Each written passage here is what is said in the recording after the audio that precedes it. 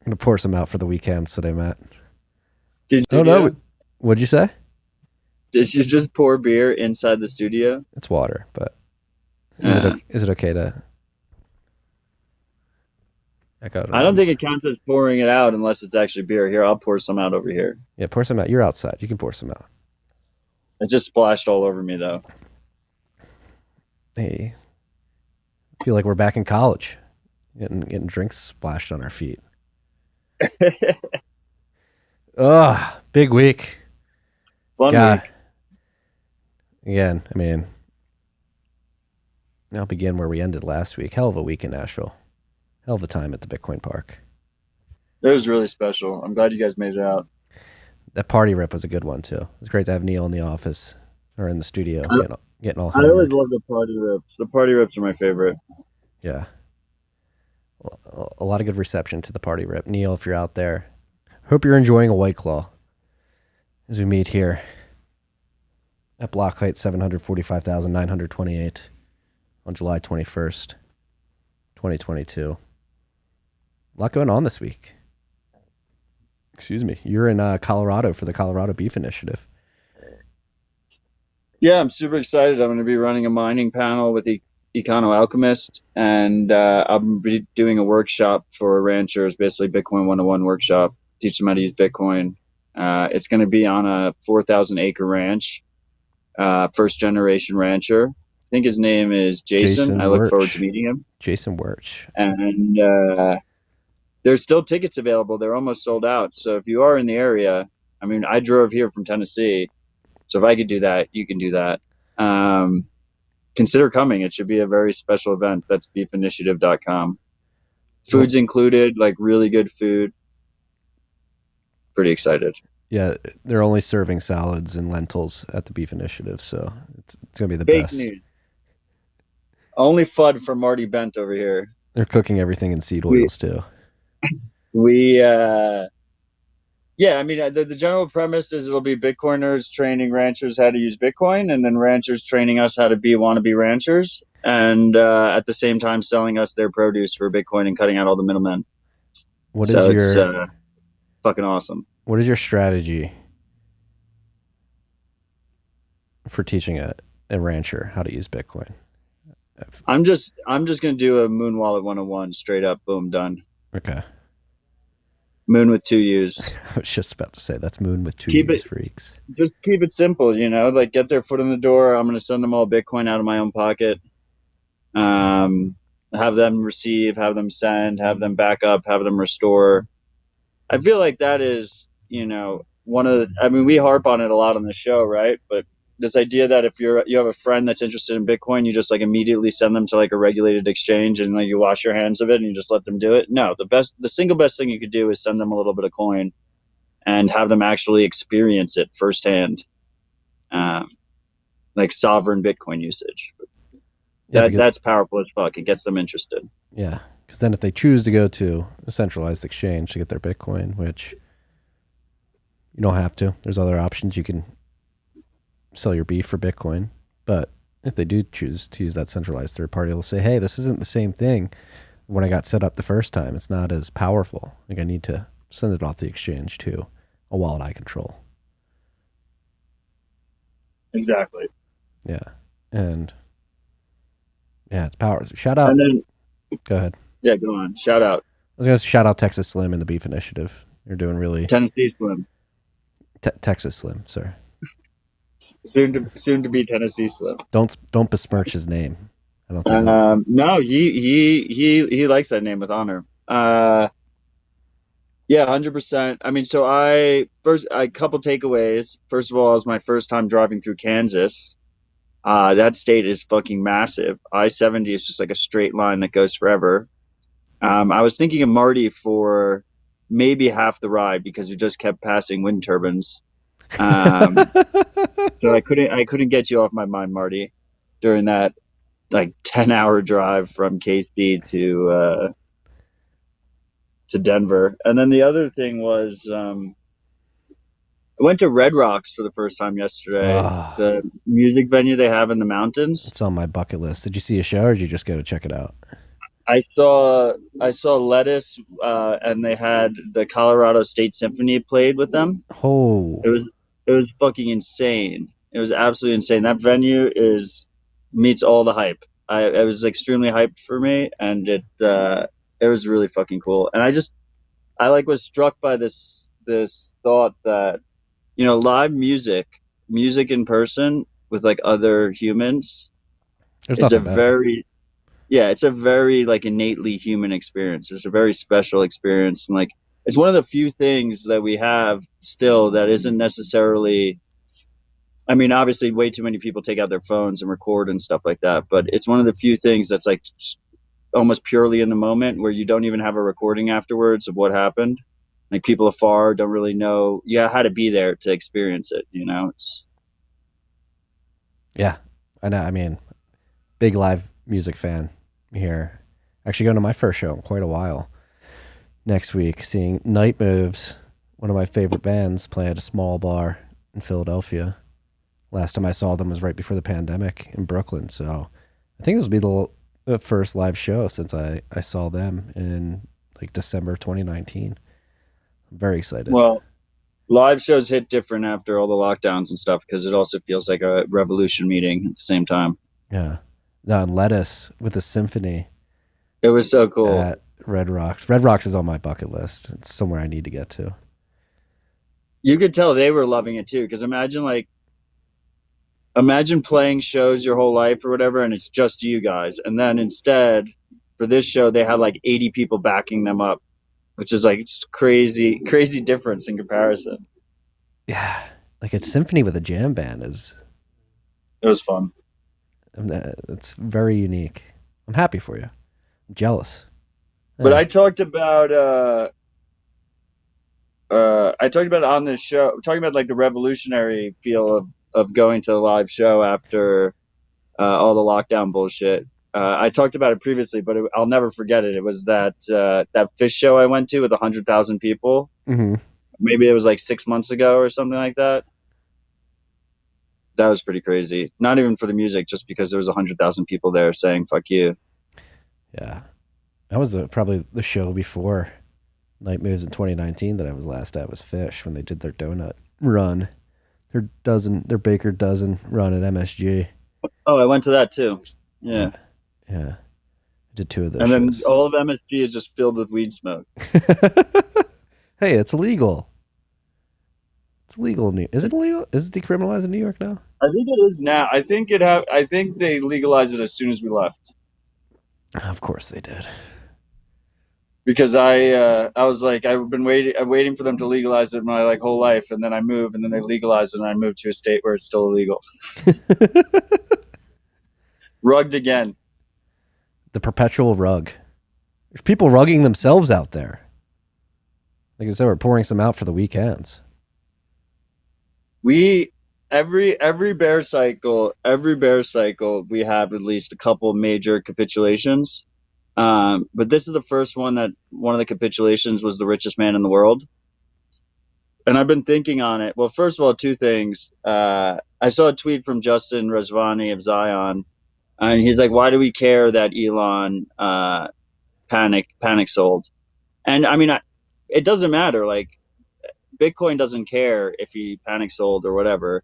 But it's fucking hilarious. Like, it's just funny. And it's not every day that we get to just dunk on the richest man in the world for having weekends, right? Like, it's just a funny situation. But I was thinking, and I wonder if this is the first of many cycles that the bear market will have a capitulation of one of the richest men in the world. Like, have we hit a new paradigm of Bitcoin where each cycle will have, one of the Forbes top 20 capitulate? Could be. You'd hope not. You have so much goddamn money. You just like set it and forget it. What do you need that cash for? I mean, Tesla. So I kind of love it. Technically, it wasn't Elon. It was Tesla. Yeah, but doesn't he have controlling shares of that? He might. I find it hard to believe. I mean, he didn't even found Tesla. It's a little known fact out there.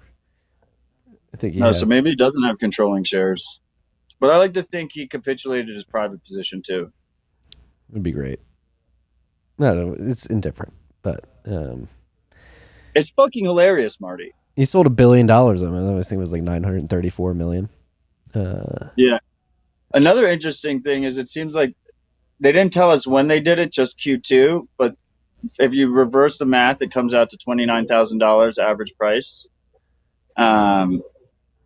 So that's like May or June would have been when they sold. So they like sold right before Luna blew up and 3AC blew up. Did they? I mean, I've seen these theories that they rug pull 3AC. Well, that Luna. they were part of the downward pressure, right? I Yeah. mean, I don't think $1 billion is a lot of money, but with the liquidity of Bitcoin, it's not like an insane amount to sell. But still, that's kind of a fun timeline, right? Just like the world's richest man panic dumps and then fucking results in like the liquidation of a bunch of grifters. It's like make a great movie. It would. Maybe Elon's our silent guardian. Maybe he did it on purpose to wash away the grifters. But if you look at that Tesla financial statement, I believe that sale was like, it looks like they were in the red, like $300 million in terms of like cash flow, and that sale produced put them in the black in terms of cash flow, like 626 million or something like that. It's like they would not have been cash flow positive unless they sold that Bitcoin, which is a comment on Tesla, the company, how well it's doing. Who knows? They didn't stay humble. It's a tale as old as time. If you don't stay humble, Bitcoin humbles you, and you panic dump the bottom. Did he buy the top? When did he buy? No, he bought in like the low 30s, so they probably lost a little bit of money, but not too much. Yeah. Hate to see it. Sorry, Elon. We poured some out for you. Maybe you'll be back. Who knows? Maybe they'll buy back in and then capitulate the next bottom. We're going into the Does that Supercycle. count? We're going into the Supercycle. Does that count towards my theory? If it's the same richest man in the world that capitulates the next cycle too, I'm gonna say yes. Yeah. Who's gonna be the next? You mentioned Supercycle. That like one of the biggest proponents of the Supercycle was Suzu. Oh, I mean, I think he started the meme. 3AC. Yeah. I think he started the meme. Yeah, he was trying to self-actualize returns for 3 Hours Capital with the Supercycle. It didn't really. Not great manifestation skills there. Never fall in love with your own shitpost, freaks. No. You gotta remember it's a shitpost. Yeah. He had some. If you go back and read his, people have been pulling up his tweets throughout the years, obviously. And there was one about like buying a yacht and sailing the seas to escape regulation. I saw that. It was like from 2019. Yeah. They were arrested, weren't they? No, that was fake news. That was fake news? Yeah, Marty, you gotta check the sources. That was just like an all caps breaking news tweet. Yeah. I just saw it in passing.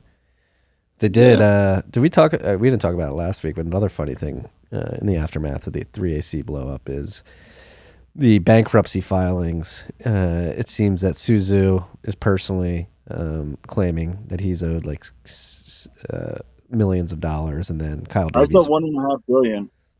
$1.5 billion? Yeah, and also like Kyle's wife. Yeah, 65 million. Owner. She's a creditor. Yeah. Some shady stuff going on there. Yeah, really fucking shady.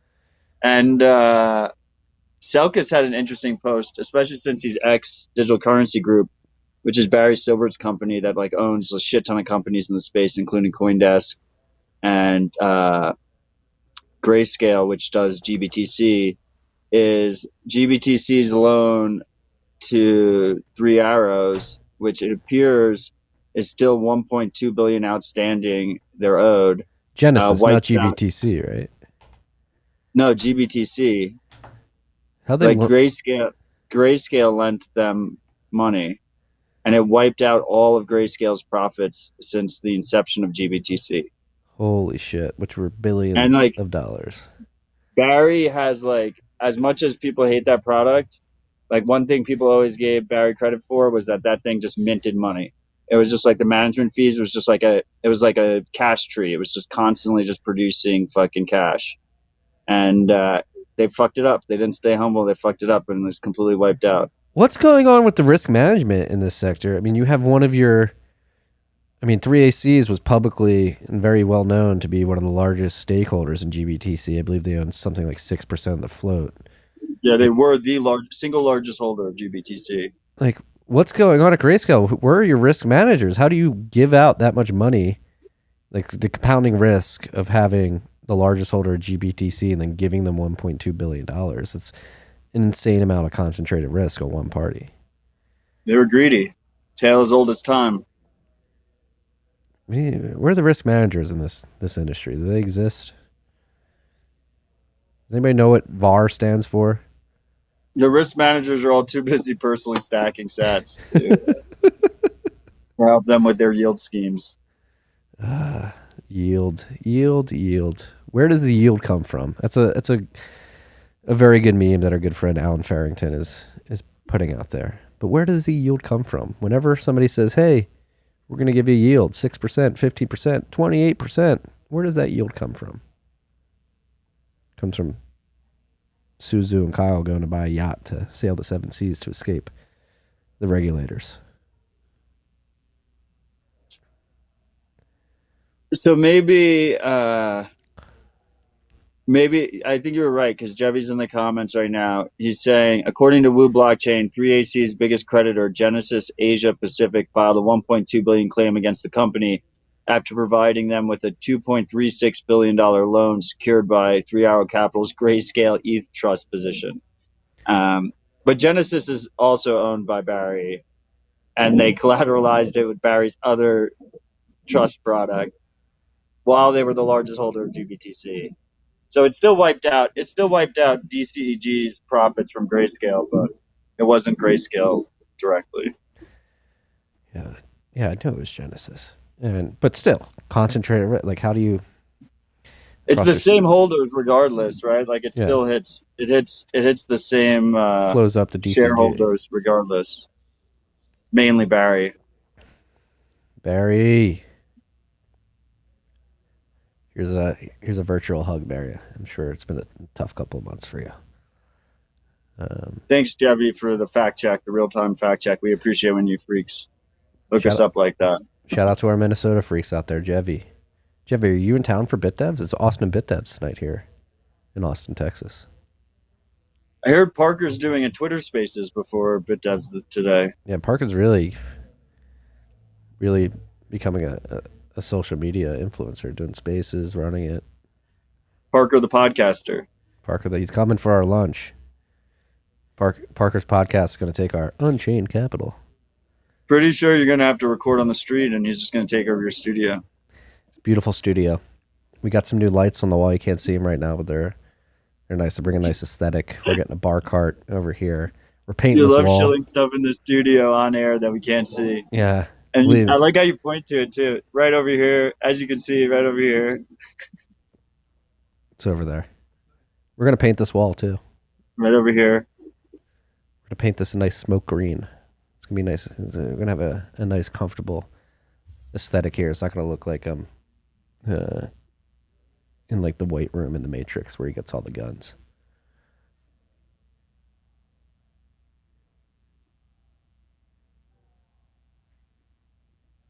In The Matrix, when he gets the guns, it's all green in there? I don't remember. No, it's all white.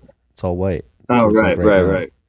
Matt and I but you're going to make it green. Matt and I just had a Who's Going to Talk First standoff, and I won. I was just thinking of The Matrix. I got stuck in The Matrix. All right, we're getting far into the show. We haven't even gotten to Clark's dashboard. According to Clark's dashboard, the price of Bitcoin is 23,235 cuck-bucks.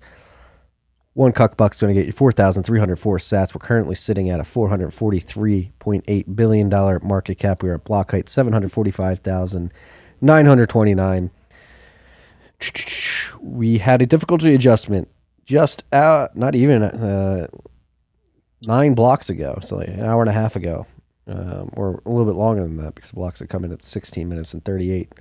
seconds on average since then. The last adjustment was a negative 5%, even adjustment, downward adjustment. It's because blocks were coming in at 10 minutes and 35 seconds on average.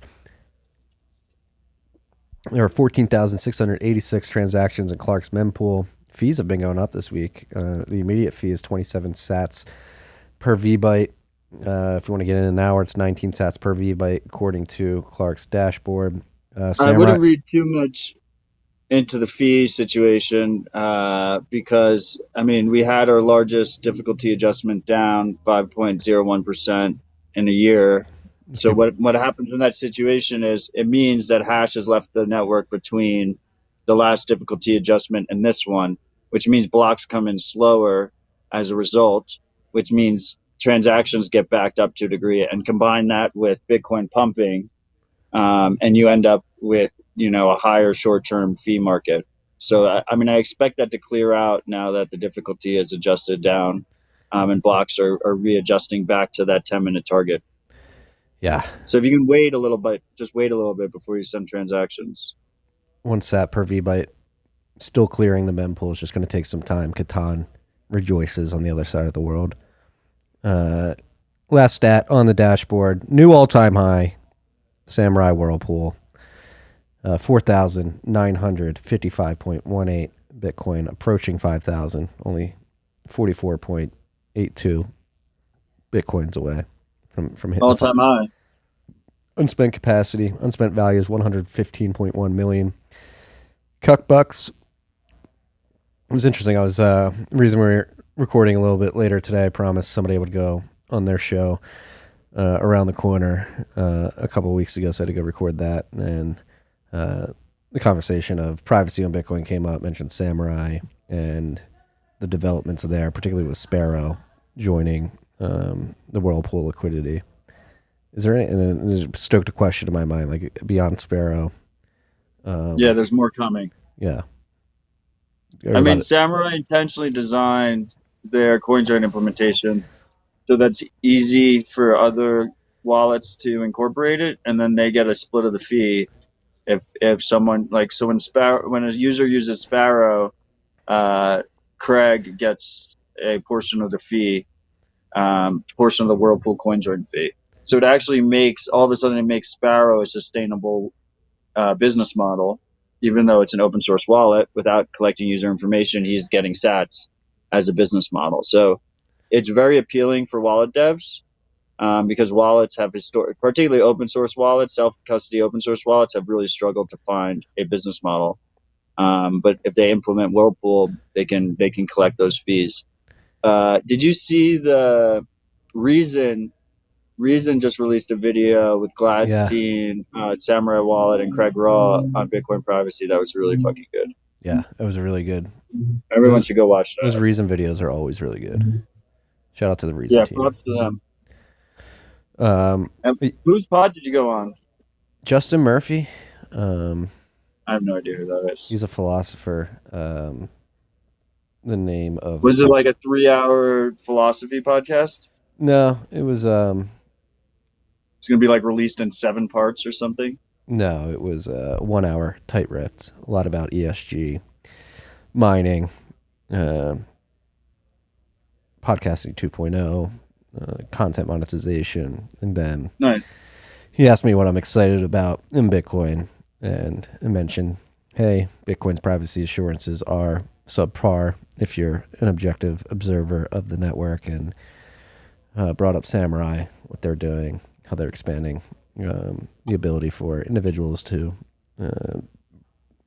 basically clear out their chain history. Mentioned Fedimint as well as another privacy solution with trade-offs, which we'll get to later in the episode. But no, it was a good rip.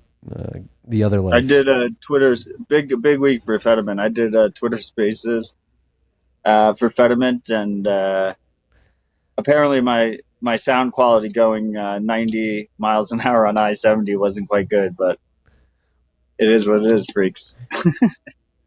How long was that? I wasn't able to hop in there. I'm just glad I had reception. It was good. We had the whole crew in there. We had Obi in there. We had Sirion in there. We had Justin Moon in there. We had Jeff Booth in there. That's good. Hell yeah.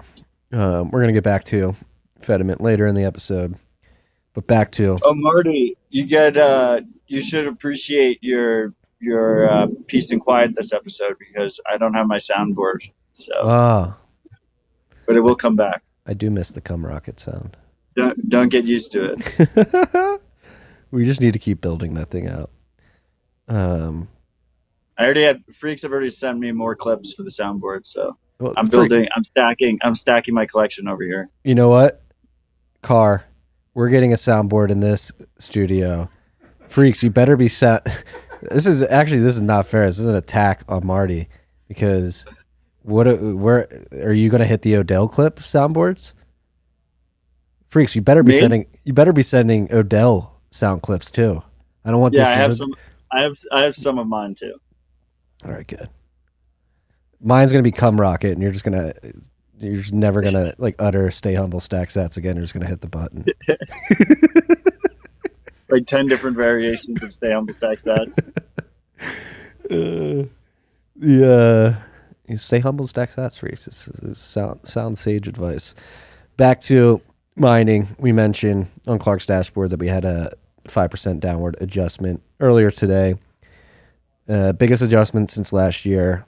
Longest streak of consecutive downward adjustments, 3 since last summer during the Chinese mining migration. And this marks the 4th out of the last 5 adjustments that were downward adjustments. So it seems that over the last 2 months, a significant amount of hash rate has come off the network. This is to be expected as energy prices are increasing, the price of Bitcoin's decreasing, and it's harder and harder to mine profitably with those two variables at play. Energy prices go up, your electricity cost goes up, makes it harder to mine Bitcoin profitably. The price of Bitcoin going down just exacerbates that problem. It's pretty crazy. Like I was looking at the difficulty adjustments, the historical difficulty adjustments. And I mean, you just kind of said it in passing, but I just want to re-highlight this. It was only a year ago. Is it exactly a year ago, July 2021, when all the Chinese banning stuff happened, and we had a difficulty adjustment of negative 21. Like that feels like eons ago. I don't know, right? Decades, like fucking insane. That was a fucking year ago. Yeah, and difficulty is still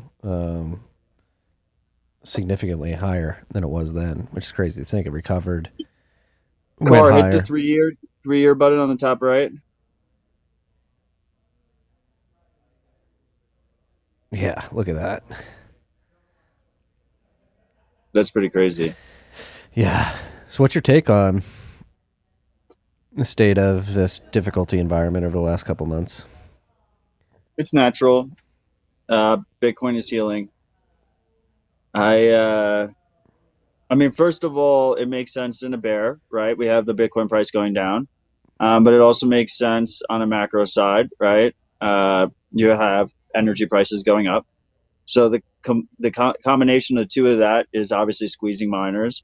We have people in the comments that make a good point. There's a decent amount of hash in Texas that is offline right now and getting paid by the utilities to not mine. So they're included in it as well. And you combine all those factors, and you result in a hash decrease, which results in difficulty going down. And now it'll be more profitable for whoever miners are left to continue mining.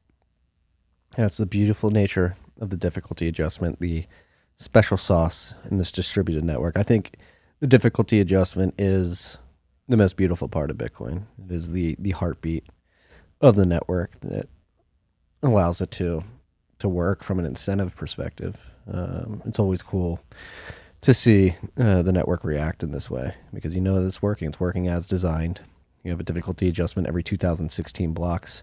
We are currently in difficulty epoch 372. There's only been 371 difficulty adjustments to date, which is interesting to think about. But yeah, I mean, the mining industry is what I wrote about in the Bent yesterday too. Not only do we have difficulty going down 3 adjustments in a row, 4 out of the last 5, longest streak since the Chinese migration, but behind the scenes, just being connected to the mining industry, I'm seeing price per terahash fall into the mid 20s for the top of the line machines that are out there right now, between $25 and $30. I think that could continue to fall. Obviously, the price of Bitcoin going up over the last week, hovering around $23,000 right now, helps miners, but unless that price begins to pump, we should continue to see more pain in the mining markets. Hash price, where is hash price right now? I still don't think the liquidations are done yet on the mining side. But why do you say that? we're probably towards the end of it. We've talked about this in the past, just that like ASICs, like rigs have never been used as collateral for leveraged loans to the scale ever before. And they're just not that easy to liquidate, especially in this kind of environment when everyone's trying to sell them. Yeah. So there should still be a decent downward pressure on hash price. Like I wouldn't be like aping into miners right now. I'd be watching and getting ready, but I wouldn't be necessarily pulling the trigger. I would at least begin to think about DCAing in, because it's that's what I'm saying, right? Like keeping an eye on it, getting ready, but not necessarily like backing up the truck. Yeah, so according to insights.brains.com, the hash price fell to a local low of 8 cents per dollar per terahash per day on the 13th, so a little over a week ago. Now it's hovering around 11 cents per terahash per day. So that's increased from a local bottom. But like Matt said, there could be more capitulation on the horizon as these ASIC loans become under stress. But then that's another question. Do these lenders who lend out this cash against the ASIC collaterals have the ability to, number one, repossess those machines, and number two, plug them in a relatively timely manner to make sure they're cash flow positive, or else they're going to sit there and have to liquidate them as well? The savvy ones do, right? The savvy ones are basically just taking the miners, and now they're their miners and they're going to mine. But you got to imagine the overwhelming majority don't have the expertise or the infrastructure to do that and are trying to sell them just because it's easier and they're a lender, not a miner. But me and Marty know, I know of at least one big one that their plan the whole time was if the miners got liquidated, the ones that they seized from collateral, they were going to put into their own mining operations. So there are definitely large scale guys that are doing that. I still tend to, obviously it's like impossible to know for sure, but I still tend to think the majority are trying to sell them rather than mine themselves. Yeah, I have some insight into the secondary market for these ASICs, and there's tens of thousands up for sale right now. Exactly. Yeah. Way more sellers than buyers. Classic market dynamics. And then the other thing is I know we pretend we don't care about price, but it is like the best drug ever because it's like we're all getting high together at the same time when number goes up. It is important to realize that in this most recent pump, hopefully the bottom is in, and that was the most of the pain we'll see, at least on the Bitcoin side. But like stocks pump too, right? So like we're kind of tied. We're still a little bit tied to this macro situation. Yeah, but I did actually see a stat within the last week that the correlation of the Bitcoin price to the S&P has fallen considerably over the last few months, from like something like 0.65 to 0.38 or something like that. I don't know. All I know is that stock's been pumping last couple of days. Yeah. What does that signal? I guess people think the Fed's going to revert course because all the economic data is coming in. Like the housing market seems to be inarguably turning down. New mortgage originations are down considerably. Prices seem to level off. And I guess people are. Yeah. Yeah, it's a bet on what the Fed decides to do. But I will say, like, there's definitely a strong scenario that we just had like a ideal wipeout, leverage wipeout, where just the panic got ripped off really hard, partially because the macro pressure, added even more pressure to the whole thing. And we just had like a nice, quick rip the band-aid off, done, boom, bottom in. I am inclined to believe that may be the case as well. That's the beauty of Not like I Bitcoin. trade on it or anything, though. Honestly, I don't even know what you're talking. It doesn't even really matter, but it's interesting. Yeah, deleveraging, baby. It's healthy in the long run. Just remember the people that at like 17K decided that they were going to go on Twitter and attack people who are just staying humble and stacking sats rather than trying to trade this shit. Hey, Never forget. why would you stay humble and stack sats when you can time bottoms? You can't time bottoms, freaks. It was a joke. It's proof that you can't time bottoms because people were attacking the stackers at the bottom. You don't attack stackers if you think it's the bottom. Yeah, You attack stackers if you think you're going lower. I know somebody sold at 20K. Was like, I'm gonna wait for 12K to buy.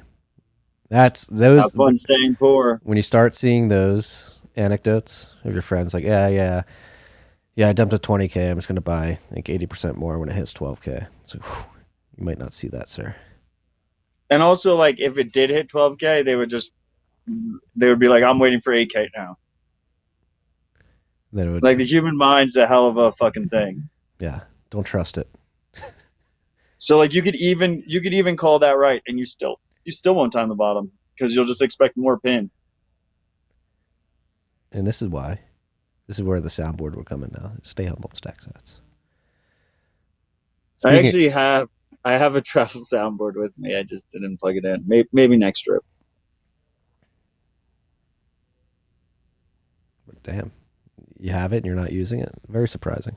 Very surprising. What's not surprising is that Senator Elizabeth Warren colleagues Best transition in RHR history. on Capitol Hill are calling on the EPA and Department of Energy to require crypto mining companies to disclose energy use and emissions. You know what, Elizabeth? She actually named Marty by name in this letter. Mary. Did you control after your name? Did she? No, she didn't. Stay humble, Marty. The senator's not name dropping you in the letter. Elizabeth. Yeah, I mean, it'll be interesting to see. I mean, they wrote this letter to the EPA and the Department of Energy to require crypto mining companies to disclose energy use and emissions, and considering the EPA versus the West Virginia ruling that happened a couple weeks ago, I wonder if this is even viable after that ruling. Like, can they mandate this type of reporting on an industry? And does it exist for other industries? I think it may in some, but this arbitrary bullying of particular industries to disclose information doesn't seem very American or productive in the long run. I mean, I'm pretty sure the EPA can do whatever the fuck they want, right? And then it could get overturned in courts, but that takes a process. Well, I think what happens when something gets overturned in courts or a decision gets made, a precedent set, and was a precedent just set with the EPA versus West Virginia. But that was specifically, what was that, energy mix or something? What was it, like what power plants you can build and what you can? What was that EPA ruling? It was essentially, do they have the authority to enforce the Clean Air Act, or is that a function that is designated for Congress and the Senate? And the interesting thing, like, everybody thinks this is just particular to the EPA, but that ruling has ripple effects across all those bureaucracies, the EPA, ATF, ICE, all those. Like, it sort of defanged them from an enforcement perspective. So Does that apply here? I would assume so. So maybe this letter is just. But you think the EPA ruling defanged the ATF? I mean, to enforce certain things, yeah. Have you ever heard of the Move bombing? Yeah, it was in Philadelphia. Yeah. Fucking Mayor Rizzo was just fucking dropping grenades from helicopters in West Philly. Fucking C4 from helicopters on residential neighborhoods. Yeah, it's really fucked up. If you grow up in Philly, you'll learn about the movement. The Move thing. And then like Waco was a couple months after that. No, I feel like Move was like in the 80s. Was it in the 90s? I don't know. Move was like 86. Yeah. When was Waco? I thought it was in the 90s. I could be wrong.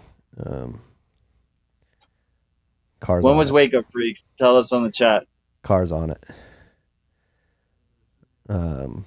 Yeah, but the Move movement, for any of you freaks aren't aware, they were a bit of a radical group. They're trying to create like a commune in West I was just Philly. reading about it. They were already on my radar, but I read about it at length the other day. 93. Okay, so it was like 7 years later. Well, like I was reading about it the other day. Like, did you see like their mission statement like sounded a lot like us? It was like they wanted like good produce, like good food, homeschooling, like reduced state power. I'm sure there was other radicalized elements in there, but yeah. Mayor Rizzo said, "I'm having none of that. Here's some C4." Yeah, it was pretty fucked up. The fact that the Philadelphia gun right. Yeah, it was like the Philadelphia Police Department just brought They in just helicopters. dropped C4 out of helicopters. Yeah, and like tear gas. They fired 10,000 rounds into a little row home. Yeah, I mean that was Waco at the local level. In the city I'm right, because Waco is ATF, but that was the Philly police, right? Yeah. Well, anyway, according to Marty, the ATF is defanged, so that is why we went down this tangent. Yeah, the movement debacle doesn't get talked a lot in the mainstream. But yeah, I've gone to school in Philly. We covered it in high school. It's like one of those things. So fucked up. Yeah. Yeah, look at that. They completely leveled a whole city block in West Philly. Well, because then the fire started after they dropped C4, because who would expect that? And then they didn't fight the fire, even though they had firemen surrounding it. Yeah. City of brotherly love. I miss Philly. We're talking about Philly a lot, actually, today. Flew out of Philly yesterday. The airport needs some work. B terminal. Terrible security line. Terrible security line. Hopefully it defangs the TSA now that we're on it. It's like, no, it's just not going to happen, but that'd be great. It would be. It would be. Well, anyway. Stop getting our hopes up, Marty. We got down this because Elizabeth Warren wants miners to disclose their energy usage. Which interesting in this. Back to the original topic. What's interesting in this is they cite 7 crypto miners have developed enough capacity to power all residents in Houston, Texas. So what? So what? Why are we moralizing energy use? We need more energy. More energy. I know you don't like it as an argument because as Bitcoiners, like if you're bullish on Bitcoin, we expect more and more energy to be used by Bitcoin over time. But I still really think like we want to see energy use in Bitcoin go up. Like that's signs of a healthy, robust Bitcoin network. But I still think it's important to highlight that right now, like Bitcoin's share of global energy use is fucking negligible. Like you plot that shit on a chart and it's fucking tiny and it makes them look like complete idiots. Like that they're doing all this like dog and pony show. They're like Bitcoin's destroying the environment. It's using way too much energy. And then you like literally just pull up a chart and you're like, dryers use more energy than fucking Bitcoin. You know, like that. It just shows how fucking dumb the whole fucking thing is, how politicized the whole thing is. Yeah, no, it's a very good tactic. Maybe this is where we give props where props are due to the Bitcoin Mining Council. You use their chart. I saw you tweeted it out. Was it the Bitcoin mine? I thought that was Core Scientific's chart. They're part of the Bitcoin Mining Council, and they made that. Oh, the Bitcoin Mining Council. Yeah. I took it. Darren Feinstein posted that. Yeah. I mean, it's a punchy chart. Like, it's fucking tiny little share of. It's like. I mean, I look at it and I'm like, that needs to increase, but still, like, that's not the point. The point is just like, you're fucking idiots. Yeah. It's not based in facts. Well, what do you expect from the political class? Elizabeth Warren tried to make everybody believe she was Native American. That turned out not to be based in fact. Didn't she publicly release a DNA test on that? Yeah, that was the funniest thing ever. Trump like goaded her into taking a DNA test. And then she like came to disclose. He was like, I don't care. And it disclosed she was like not anywhere close to being a Native American. She was like 1% or something, right? I think it was like 0.1%. It was less than 1%. So technically Native American. No. Now we're getting into some weird, you get into some weird areas where we try to define Native American by technically correct. Technically correct is the best kind of correct. Ooh. Do we have a 3 Arrows update here? Marty, why are you on Twitter while we're live? I'm in the list. We don't have. There's a parody account. Kyle Davies' wife, point of view. You have 66 likes on a post making fun of 3AC, but I've got $66 million US. But that's not real. No, it's not real. But what is real is what we have next on the list, which I need to find, which is the Shiftcrypto data breach. If you bought a Shiftcrypto hardware device, they sell the Bitbox 2, Bitbox app, I believe your email, your IP address, and what else was leaked? And your name. Your name, your email, and your IP address. Name or alias, email, and IP address, yeah. Obviously, your email can be used to link to other accounts. It can also be used to send you phishing emails. So if you were in this leak, they've emailed you telling you were in this leak, supposedly. So be on the lookout for phishing emails that pretend to be, mostly they'll probably pretend to be from some kind of Bitcoin service, trying to get you to click a link and like give up your login information or your seed words or something like that. So be extra vigilant on that side. Obviously, IP addresses, if you weren't using a VPN, can reveal your location and can also be linked to other browsing activity. So not great. We've seen worse leaks, but this one's, still very painful. Not great for users. And just another reminder that trusted third parties are security holes. And that's not just for users who are choosing to trust companies, but also for companies who choose to trust companies. And your marketing list should not be treated as a less secure asset.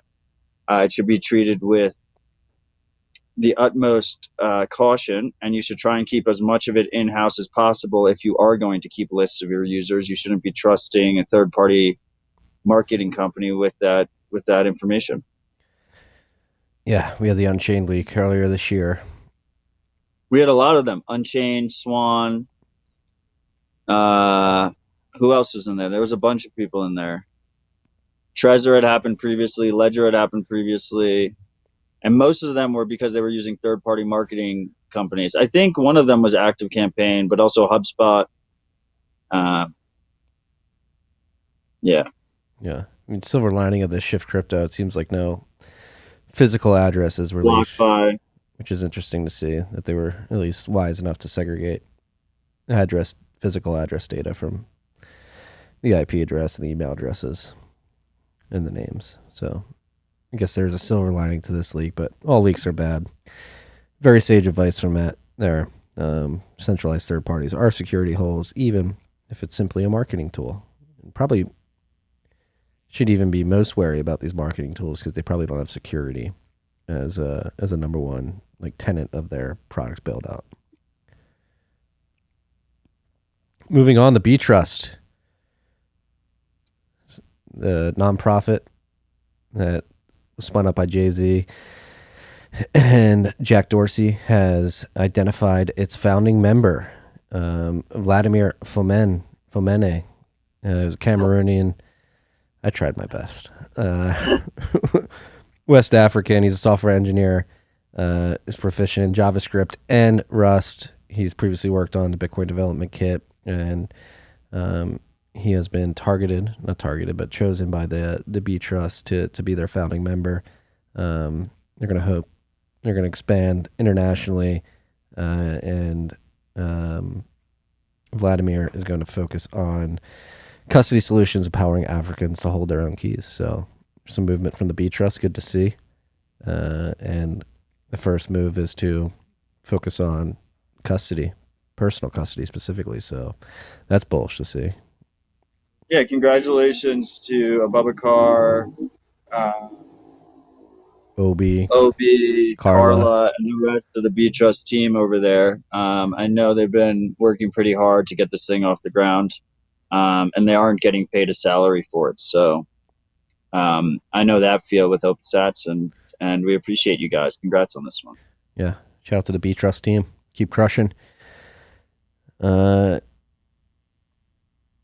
I guess we're on the software updates. We have a cold card upgrade, version 5.0.5.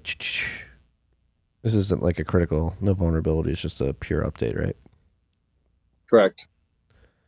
Yeah. See, enhanced BIP85 derived passwords. I'm not going to read release notes. We've learned that lesson many times throughout history. Cold card is a hardware wallet produced by Coinkite, and Coinkite is looking for an app developer as well. So this one's a big. This is the big news. NVK for the longest time said he wasn't going to create a software wallet. Cold card is already usable with all the leading software wallets, all the leading open source Bitcoin software wallets. So he deemed it unnecessary. He always said, well, he already built one, right? On hardware. Coinkite's first product was a software wallet, right? The point of sale system. Correct. It was a point of sale system, but they also had a web wallet. That was years and years and years ago. But since then, he said he wasn't going to do software. But now it appears that he wants to launch their own app in house, and they're looking for a dev for that. So, if you are interested, go to their website. What is it? Coinkite.com/jobs. Yes, careers, not jobs. But I'm interested to see what they come up with. Do you have any inklings? I mean, the post gives you a pretty good clue. I mean, they're looking for mobile devs. Interesting. All right. He's pretty obsessed with his cards. So my guess is the focus is going to be on the tap signer and the Sats card. But that's just a guess.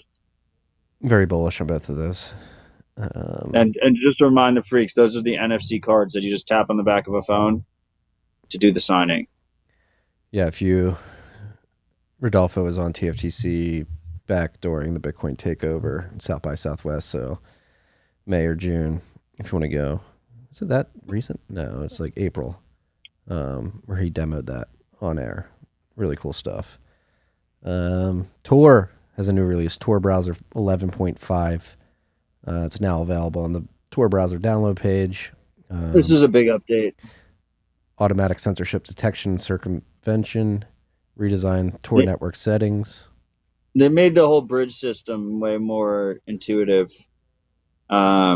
Bridges are like how you access the Tor network if you're being censored, if your country's trying to block access to Tor or your ISP. And they reworked the whole UX for them to make it a lot more user-friendly, which was a pain point for a while. So this was a big update. Props to them. Shout out to Tor, providing privacy technology for people all over the world. Be wary of the CIA exit notes, though. This is really cool. I'm excited to see this. Joinster, using Nostr as a coin join coordinator. You've had Fiat Joff and JB55. Yeah, JB55 on Citadel Dispatch to talk about Nostr. Nostr is one of those projects that's flying under the radar, but looks really cool from afar. I still, admittedly, have not played around with it, but it seems really powerful. Yeah, there's a whole dispatch on Nostr. I'm not Stefan, so I don't remember the exact number, but if you just search Silo Dispatch Nostr it's Nostr in your podcast app, it should come up. Definitely give a listen to that. I mean, huge shout out, first of all, to JB55. The guy's a fucking hustler. He's Beast. just constantly releasing new tools. He's been focused on basically Core Lightning and Nostr for at least the last couple of months, and a lot of integrations between the two. But at its core, Nostr is this new open communication protocol championed by Fiat Jaff. That can be quite powerful and can be used for a lot of different things. And in this case, it's being used to basically coordinate collaborative transactions. So this specific project is like very rudimentary and early days, but it's cool to see. Definitely really cool to see. Very cool to see. And just going through the GitHub page now, our good friend, who I often like to shoo away, Ben Carmen, had a comment yesterday. For my first impression, it looks like the coordinator is able to link inputs to the outputs because there's no blind signing done. And 1440000 bytes responded to that, saying coordination happens between clients and relays they use over Nostr. There isn't any centralized coordinator. So it seems like this is a very unique way of doing coordination for coin joins. So something we really like to see here is unique ways to make sure that you can increase your privacy while using Bitcoin. Yeah, I mean, Nostr is just really interesting just because it's powerful yet simple, so you can use it for many different things. I mean, the most famous use case that's being developed on it right now is basically a censorship-resistant Twitter replacements. But specifically, if you listen to that dispatch, like there's like so many different applications that can be used with this same communication protocol. And it even has like, because it uses public key, private key pairs, there's elements to decentralized identifiers in there as well. It's pretty cool. It's a really cool project. Shout out to everyone working on it. We'll keep paying attention and keep updating you freaks as things unfold. Yeah.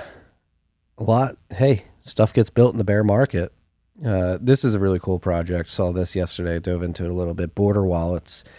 You can check it out at borderwallets.com. It's introducing a new way to quickly and reliably memorize Bitcoin seed phrases. The use case being if somebody needs to escape a country due to some event that is forcing them outside of their borders, and they have Bitcoin and they don't want to walk across the border with a hardware wallet or a mobile wallet on their phone.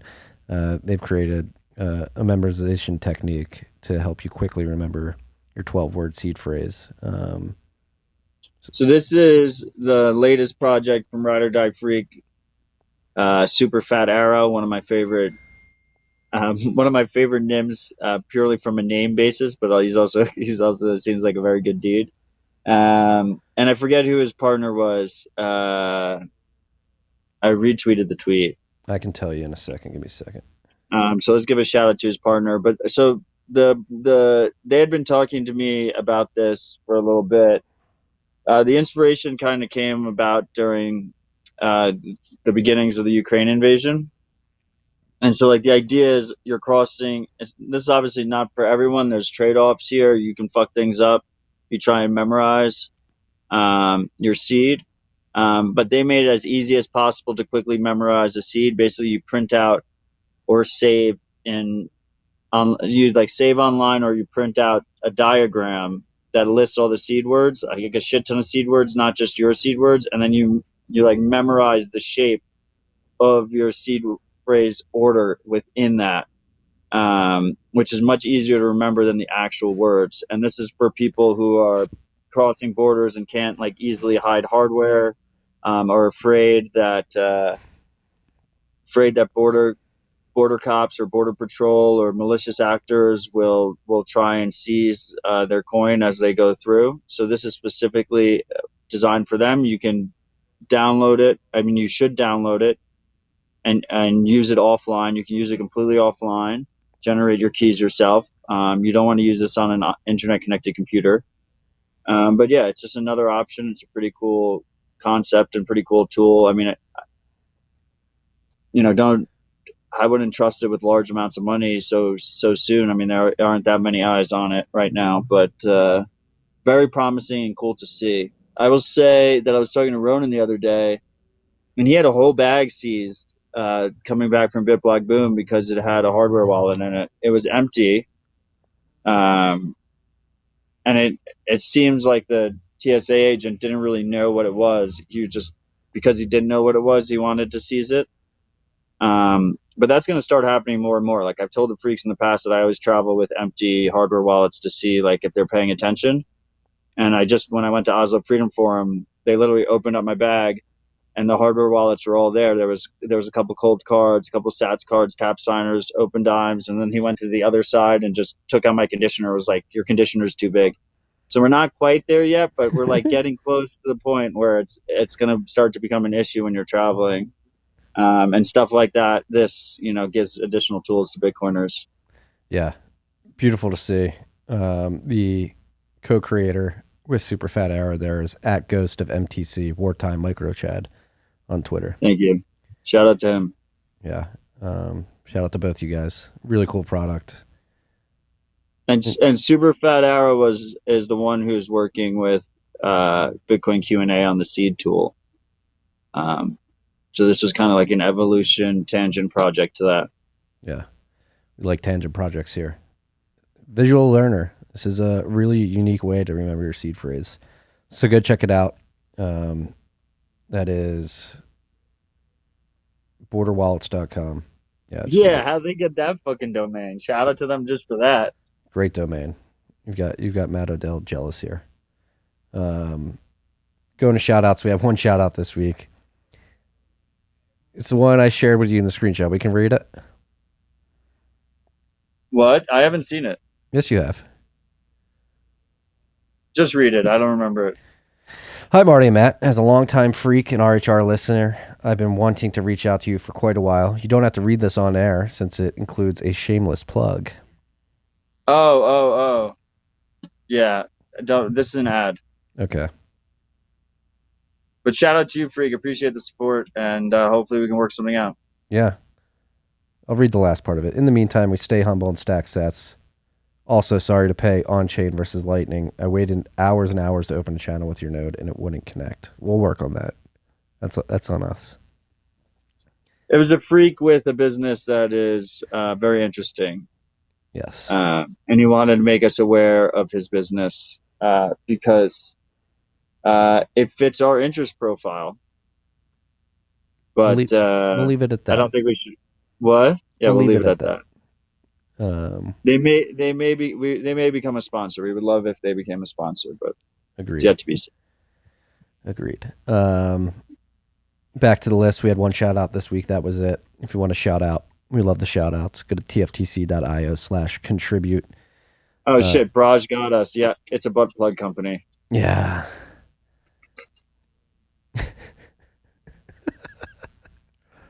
You can't keep it from the ride or die freaks. They can just read right through us. They knew exactly what we were talking about. We're not talking. Rodolfo is on the show all the time. His butt plug company is dual purpose. It's a butt plug and a Bitcoin.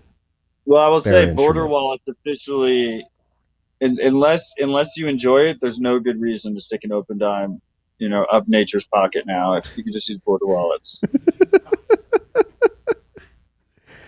Just for the record, freak. If you're considering it, just let it be known. I think we need a nature's pocket soundboard clip.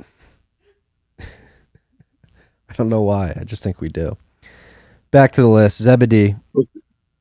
Thanks for just providing it. Raised $35 million from investors, including Square Enix for blockchain game payments. Have you ever heard of Square Enix? No. They're the guys who make Final Fantasy. Oh, really? Yeah, that's the reaction. This is more important than the amount of money they raised. First of all, congrats to Andres and the rest of the team. Andre and the rest of the team over there. Christian and yeah, this is well deserved and really impressive. I mean, the freaks know I've been bullish on sats and games for a long time. But the fact that you get someone like Square Enix in there is fucking massive. Because Yeah. like that's I've said from the beginning that I expect sats and games to go from like the small publishers first, right? Like the challengers, the underdogs that have something to prove and some kind of edge to try and get. Because just the big guys, it's just such a moneymaker for them that why implement an open monetary network into their closed systems that they currently have. Like Fortnite makes fucking bank on their complete shitcoin V-Bucks, right? They make billions of dollars on it. Why would they use an open monetary system? But maybe Zebedee, bucks that trend and just goes straight to the top. Yeah. Final Fantasy with sats in it. Let's fucking go. Well, no, Bitcoin has made it and Zebedee has made it when Simon Cowell, when people hear the name Simon Cowell, they don't think of American Idol. They think of Zebedee's CEO. That's when we know Bitcoin has succeeded, freaks. It's the Simon Cowell indicator. Everybody put it on their radars and pay attention to it.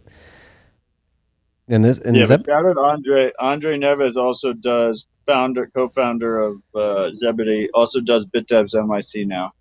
Hell yeah. No, and shout out Zebedee's running the back end for Fountain too. No, they're not. Isn't it lnpay.co? I think Zebedee's helping him out with it as well. I don't know if I'm. Well, the custodial wallet's lnpay.co. Yeah. I don't know if I just said something I'm not supposed to, but so is life. I'm Ron Swanson. I'm Ron Swanson. I'm Ron Burgundy. It's Ron Burgundy. Ron Swanson is Parks and Rec. I think we need the Simon Cowell indicator. That's when we'll know, freaks. And the British American Idol leader is replaced by the British Zebedee leader. More raising news. Disclaimer, we were a part of this. Fedi raises $4 million. Kingsway Capital, Ego Death, and 1031. We co-led this round. And the Fedi team, Obi, Justin Moon, and Eric Syrian are building a wallet leveraging the Fedimint protocol, which is still open source, to bring federated Chaumian mints to the masses. The global south is where they're going to focus on first, and we're really excited to support this team. And I think what they're building, I mean, I mentioned it on the podcast before. Justin was working on their wallet on the wall in the room right behind me for many months, and it's been really cool to see him build that out and the progress that they've made. I think these guys are going to do big things, but I think for the context of this show, I mean, there's been a lot of conversation on Twitter about the design trade-offs made within Fedimint generally, Chaumian mints generally, and Fedimint will obviously be making these trade-offs as well. And Matt, I think you had a tweet last night or the day before that really succinctly highlighted the trade-offs and the benefits of Chaumian mints. Yeah, so let me jump in here. First of all, if you want to go deep on Fedimint, I went on the opt-out pod with Eric Syrian, who's he's the creator of the whole concept. And we went super deep technical. But I also think it's accessible for people that aren't technical. So definitely check that out if you're interested. First of all, this is a completely a false project, free and open source software. Free as in freedom, not as in cost. So this is not a bullshit open source project. Like full MIT license, do whatever the fuck you want to do with it. Open protocol, run your own federation, fork the app, do whatever you want to fucking do with it. So fantastic to see that. 1031, our fund, as part of our mandate, we give open source grants.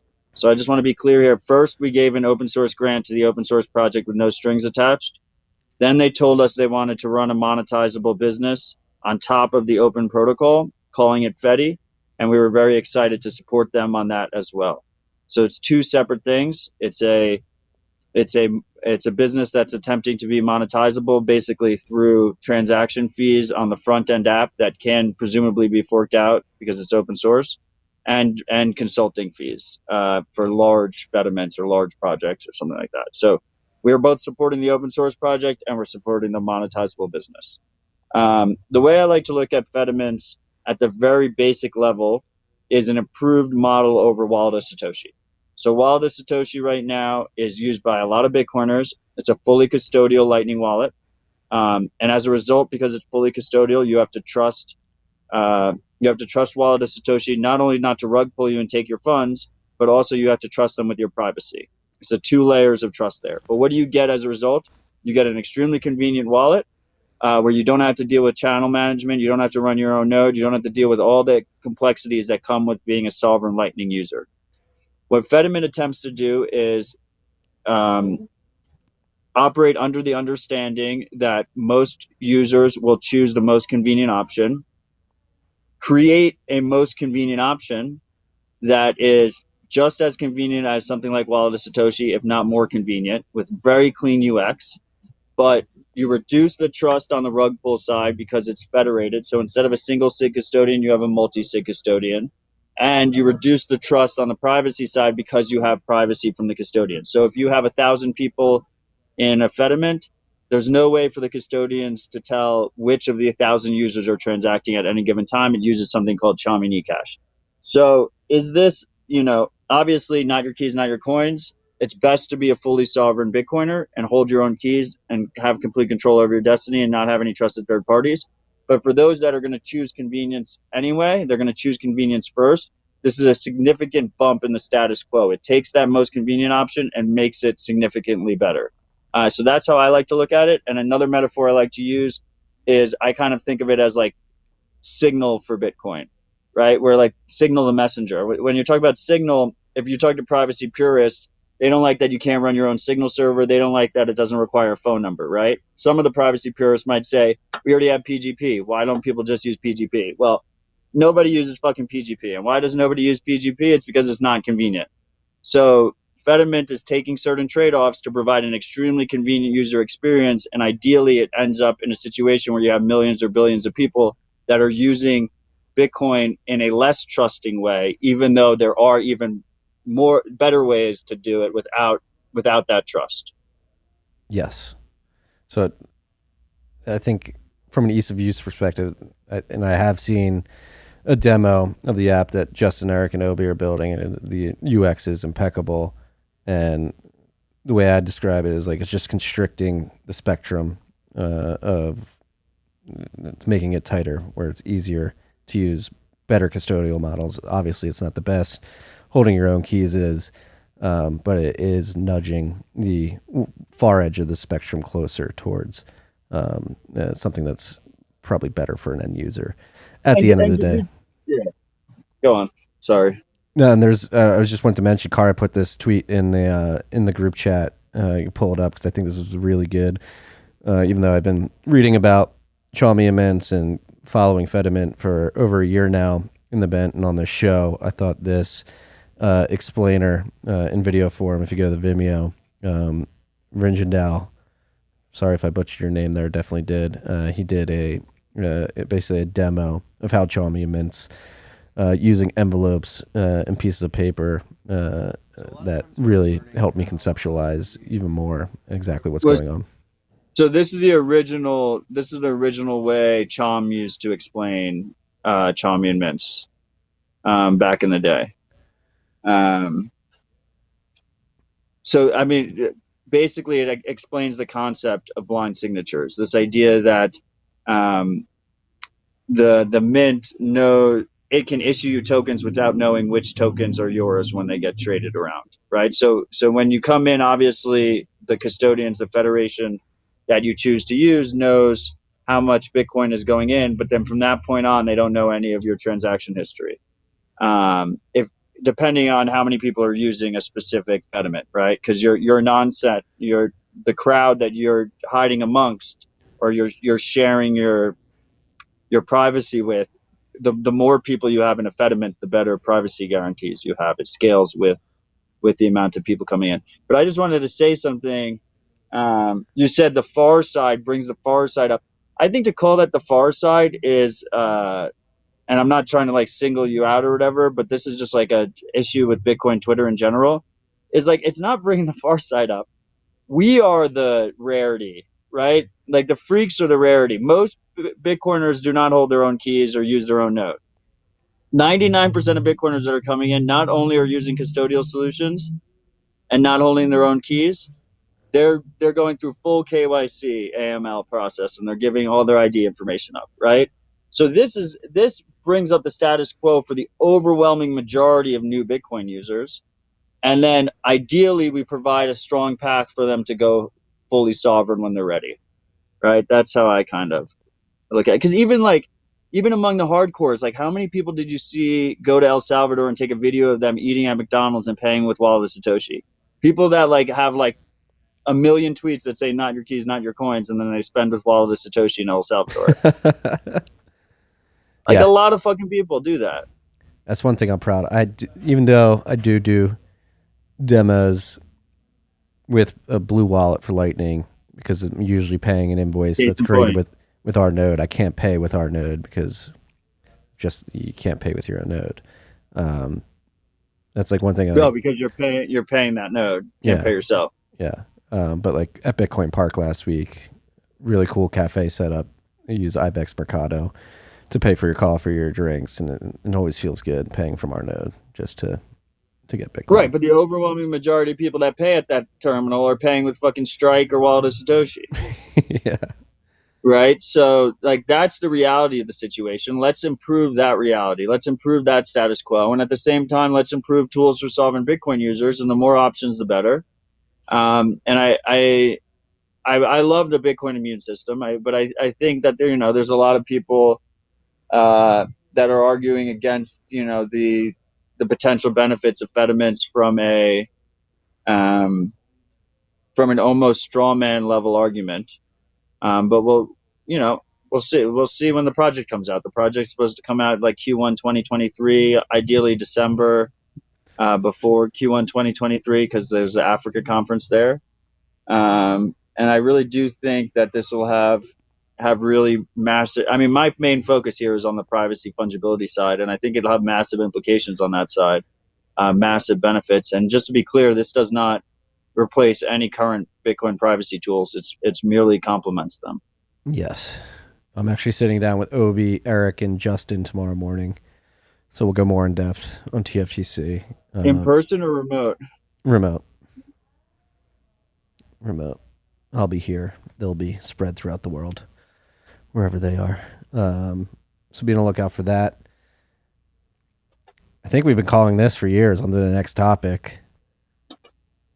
The former Coinbase product manager was arrested on insider trading charges. This is the guy that Kobe caught. How did you catch him using? That?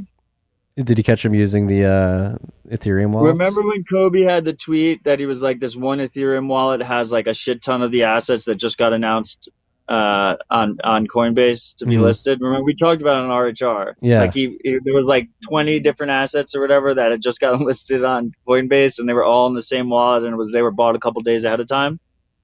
This is the guy. It was him, his brother, and his friend, and like in the Justice Department or whatever indictment, I'm not a lawyer, whatever they fucking call it, it literally says in there like a prolific crypto Twitter personality called it out or whatever. They kind of Dan Helded Kobe, and they didn't give him a hat tip, but they said it was someone. No, it says the statement points to a tweet from crypto investor and commentator Kobe referring to an ETH address. Yeah, but it doesn't. They don't say Kobe or give his handle, I don't think. Yeah. All right, Kobe, doing some good in the world here. I mean, Kobe's a Fed. Now everyone knows Kobe's a Fed. Yeah, Kobe's a Fed. When he said up only, he really meant jail time. I mean, but this is something that going all the way back to when Bitcoin Cash was added to Coinbase in December 2017. I mean, it was pretty obvious that there was something weird going on at Coinbase with that particular launch, and many people have speculated as they've become more of a shitcoin casino, launching. I think they literally launched a coin called Shitcoin at one point. People are like, "What's going on here?" These illiquid shitcoins, and a lot of speculation that people were insider trading based off the information that they had as Coinbase employees. It has become evident that that is the case. The former product manager Ishan Wahi was arrested. He was literally on the assets listing team. Yeah. They profited $1.5 million in illegal trades. You'd think they would have made a lot more money than that. That's pretty sad. Yeah. Is 1.5 mil worth a decade in prison? Their friend is still on the run. They only arrested the brothers. Ooh. Romani remains at large. 2 counts of wire fraud conspiracy and 2 counts of wire fraud. And also, I'd like to add here. I mean, we always talk about Bitcoin privacy tools, nuances, shortcomings all the time on this here show, and all of our other content. But this is another reminder that ETH privacy is significantly worse. They had them all in the same account. Literally, just look up on Etherscan or whatever, and you can just see all the fucking assets that they were trading on this single attached account. Yeah. Also, I got accused this week of shilling shitcoins because I talk critically about Bitcoin privacy, and I would just say, if trying to like improve Bitcoin education and tools is shilling shitcoins, then you should have a long, hard look in the mirror and think about the implications of that. No, I mean, we've said this many times on this show, and as I mentioned, I was on somebody else's show earlier today. That's the one thing I said. Like, if you're an objective observer or analyst of Bitcoin, I mean, you have to come to grips with it. I mean, it's objectively true. The privacy assurances are subpar if you're looking for perfect privacy. It's not something you should run away from. Perfect privacy doesn't exist, period. But I agree with the sentiment. Yeah. Last thing on the list was the Colorado Beef Initiative, but we started out with that. Tickets are still on sale. They have very few tickets left. Hopefully I'll see some of you freaks there. I'm very excited about it. Yeah. All right. I know you got to go. Let's read some Boostagrams. Let's see if we went below 50,000 this week. I think we did. Oh, I have a shout out. I just wanted to shout out Phil Coinicarus. He's stepping away from the Simply Bitcoin podcast that he does with Nico and more recently Optimus Fields. After doing this podcast with Marty for so long, like I know like the kind of bonds and the time you put into this fucking thing, and you always hate to see, you hate to see the end of an era, and just huge shout out to him for all the time he put in, and a huge shout out to Nico and Optimus for, the path forward. Yeah. I noticed that this week. Shout out to Coinicarus. Yeah. Shout out to Simply Bitcoin TV. They're putting out great content. I don't know the backstory there. I mean, I know a little bit of the backstory, but I'm not going to talk about things publicly. But much love to that whole team over there. They've got great clips. Great clips. They're crushing the Instagram game. As somebody who's been like looking at how to improve Instagram content, I know you don't like to hear it. The Simply Bitcoin team does a great job. And Marty, I just wanted to huge shout out to you as well. I think we take it for granted sometimes that we've ripped this show, every week for 5 years in September. Is 4 it years? 5 4 years. 4 years in September. Yeah, and TFTC turns 5 in September. And we still love each other. We don't hate each other yet. So shout out to that. Yeah, you're saying like it's going to get to that point. I don't ever see a future in which we hate each other. Like, yeah, shout out to that. No, shout out. I mean, I love you, brother. This is the feeling's mutual. Makes life worthwhile. I mean, my children, my wife, my family, everything. It just adds to making life worthwhile. I agree with that. I fucking love my lady. Don't have children yet, but I will feel the same. I believe. I will say every time you say my family, you try and go into a Sopranos voice when you say my family. Have you noticed that? Is that intentional? I'm not. No. Because it's a completely different accent than the rest of that line you said. My family. I didn't know. Oh, now I'm going to be. You're not going to be able to repeat it now because now you're thinking about it. But I'm going to be hyper aware of it now. Check the tapes, freaks. I know you freaks heard it too. He switches to his Italian mobster accent. Yeah, it's just you got to protect your family, you know. Okay, Marty, I love you. Read the boostergrams. Boostagrams at Pitar, 100,000 sats. I think the biggest boostagram we've ever received. It's just the squirt emoji and a rocket emergency. I think he's alluding to cum rocket there. Cheers to you, freak. Even though we're like screaming cum rocket, we have it on the board. Big retention guy these days. Retain. Increase your day. Unfortunately, that was a good clip out. unfortunately, the boostergrams have fallen below the 50,000 sat mark. At letter 6173 sent us a 7,777 sat boost. We all need a sats bottom girl. This is true. A sats bottom girl makes the world go round. I will say, bear market is where you find one. Yes. In a bull market, it's all noise. Yes, in the bull market. I found my lady in a bear market, and we got through 2 bear markets together before we got married. Yeah. Damn, we're almost together for 10 years now. So yeah. Yeah, Marty, you were a poor no coiner. I was a I was a no coiner when I found my wife. Also, you know what sorry. I knew her way before we started making out, but I realized recently, I didn't know this. A freak told me in the Scylla Dispatch Matrix chat. These boostergrams are only from Fountain users. Presumably, there's boostergrams that are coming from other users that we can't read in the Fountain app. Fountain app only shows the Fountain boostergrams. So, because I remember them showing like CurioCaster and shit like that. What? Because I remember them showing CurioCaster. They used to have the just Fountain. Let me talk to them. Well, Oscar, if you're listening to this, I mean, I guess I should have just messaged you, but let us know. But freaks, if that is the case, we will figure out the way to read all of the boostergrams. We will amend the situation. Yeah, I actually was talking to Adam Carey like a couple months ago. There's a browser tool that you can use.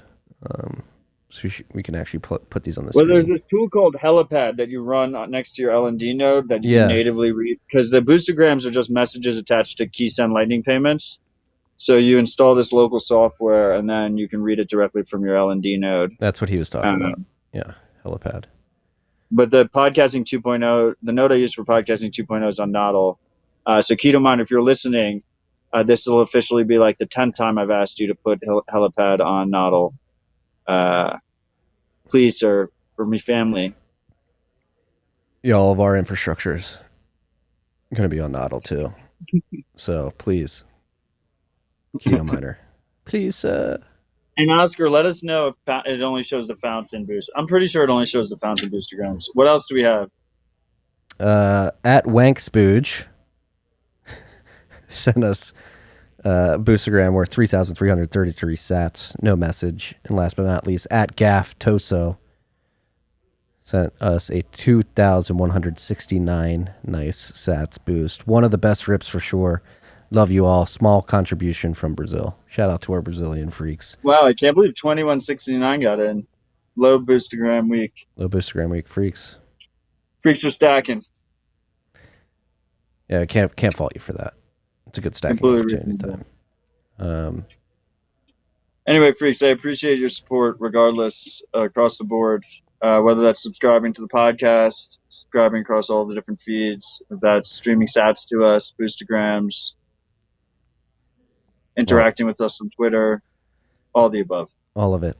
And if you haven't subscribed to Rabbit Hole Recap's dedicated feed, make sure you do that. If you have friends who are like, where's Rabbit Hole Recap? It's on a new feed. Go subscribe. Car and I were Search Rabbit Hole Recap. Car and I were looking at the numbers. It's we've had a good amount of freaks go over already. We're reaching parity with where we were before we changed streams. We're still way below. We're getting closer though, week by week. I think there's a lot of people that just like